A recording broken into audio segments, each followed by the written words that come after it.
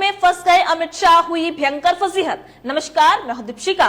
कैमरे के सामने चीखने चिल्लाने वाले अमित शाह को आज तक के पत्रकार ने सवालों के घेरे में खड़ा कर दिया। जी हां, बिल्कुल ठीक सुना आपने। अमित शाह ने सोचा कि हर बार की तरह इंटरव्यू होगा, पसंदीदा सवाल किए जाएंगे और 400 पार का नारा देंगे और पीएम मोदी की तारीफ करते हुए निकल जाएंगे। लेकिन इस बार अमित शाह फंस गए और इस बार फंसे तो ऐसा फंसे कि लाइव कैमरे के सामने पत्रकार को ही चुनौती देने लगे।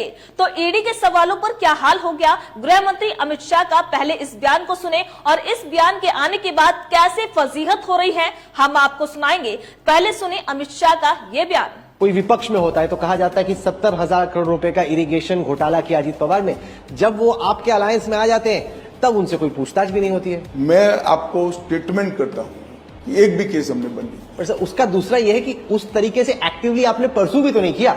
जैसे जब अगर वो विपक्ष में हर रोज ईडी का सामान आ रहा है। चार्जशीट कोर्ट के सामने है, कोर्ट हमारे कहने से नहीं चलती है। नहीं तो इन्वेस्टिगेटिव एजेंसी तो उस जोश से नहीं लड़ती जब विपक्ष में होता है समन समन समन। तो सुना आपने, ये आज तक के पत्रकार राहुल कंवल हैं। अब इनकी नौकरी बचेगी या नहीं ये तो भगवान ही जाने। सवाल करते हैं कि अजीत पवार समेत विपक्ष पर कई आरोप लगते हैं। जब तक वो विपक्ष में रहते हैं उन पर आरोप लगते हैं, लेकिन जब वो भारतीय जनता पार्टी में शामिल हो जाते हैं तो उस तरीके से एक्शन नहीं लिया जाता जिस तरीके से वो विपक्ष में होते हैं उन पर एक्शन होता है। तो ये सवाल सुनते ही अमित शाह के चेहरे के हाव भाव ही बदल जाते हैं और कहते हैं कि मैं स्टेटमेंट देता हूं कि आज तक कभी ऐसा नहीं हुआ कि कोई नेता भारतीय जनता पार्टी में शामिल हो गया हो और उस पर चल रहा केस बंद कर दिया गया हो।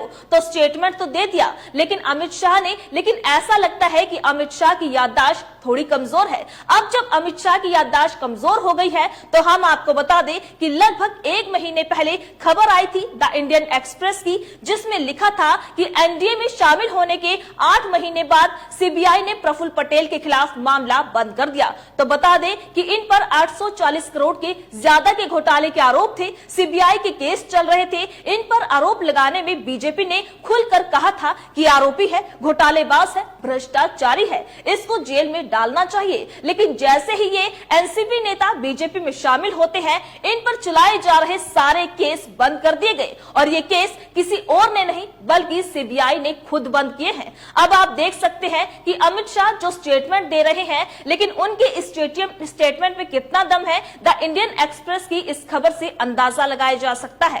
कहना है कि न्यायपालिका ये फैसला लेती है, न्यायपालिका हमारे कहने पर नहीं चलती है। इस पर राहुल कंवल कहते हैं कि न्यायपालिका को छोड़िए, जो एजेंसी है वो उस तरीके से तत्परता से नहीं दिखती जब कोई नेता आपकी पार्टी में शामिल हो जाता है। जब तक विपक्ष में रहता है उनको समन भेजे जाते हैं, लेकिन भाजपा में आते ही पाक साफ हो जाता है। आप जानते हैं कि हेमंत सोरेन को 10 बार ईडी की तरफ से समन भेजा गया। वहीं दिल्ली के मुख्यमंत्री अरविंद केजरीवाल की अगर बात की जाए तो उन्हें 9 बार समन भेजा गया। इसके बाद मुख्यमंत्री तक को गिरफ्तार कर लिया जाता है और अगर वो विपक्ष में होता है, लेकिन अगर वो कोई नेता जब भारतीय जनता पार्टी में शामिल होता है तो वो पाक साफ हो जाता है और उन्हें मुख्यमंत्री से लेकर उप मुख्यमंत्री की कुर्सी दी जाती है, केंद्रीय मंत्री बनाया जाता है, टिकट दिया जाता है। और ये सब उन लोगों की हम बात कर रहे हैं जिन पर बीजेपी ने संगीन आरोप लगाए थे।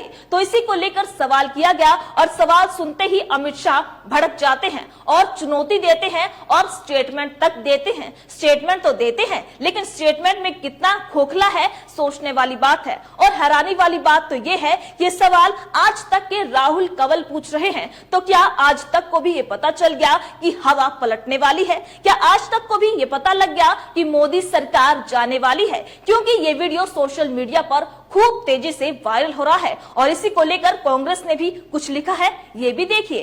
कांग्रेस लिखती है कि मोदी की विदाई होती है देखकर अब राहुल कंवल भी अमित शाह से सवाल पूछ रहे हैं। तो सवाल तो पूछना ही है और पूछना ही होगा। अमित शाह से भी पूछना होगा और प्रधानमंत्री नरेंद्र मोदी जी से भी पूछना होगा। ऐसा हम क्यों कह रहे हैं? मोदी जी का बयान सुनिए। अशोक चव्हाण के खिलाफ कार्रवाई होगी, ये कहां तक नहीं कहा था?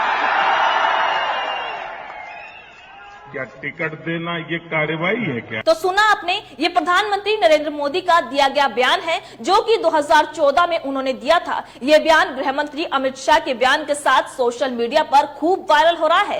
इसमें मोदी जी कहते हैं कि अशोक चौहान पर कार्यवाही होगी, कांग्रेस ने टिकट दिया, टिकट देना कोई कार्यवाही होती है क्या? बता दें कि अशोक चौहान की बात जो कर रहे हैं मोदी जी, वो कांग्रेस के दिग्गज नेता रह चुके हैं और मुख्यमंत्री भी रह चुके हैं। इन पर आरोप लगाया गया कि इन्होंने आदर्श घोटाला किया और इसी को लेकर इनको अपने मुख्यमंत्री पद से इस्तीफा तक देना पड़ा था। लेकिन बाद में जब वही अशोक चौहान बीजेपी या कहे कि एनडीए में शामिल होते हैं तो प्रधानमंत्री क्या कहते हैं, जरा ये भी सुनिए। हाँ, एकनाथ शिंदे जी, देवेंद्र फडणवीस जी और अजीत पवार जी मिलकर किसानों के हित में काम कर रहे हैं।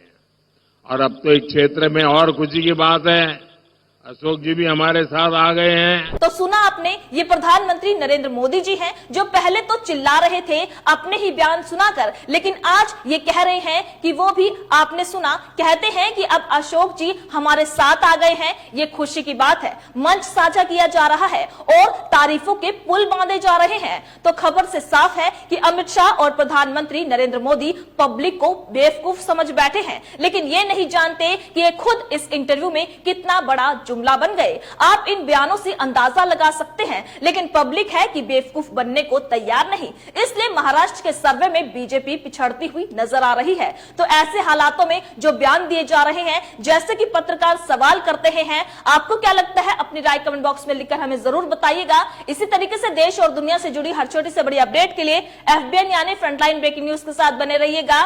धन्यवाद।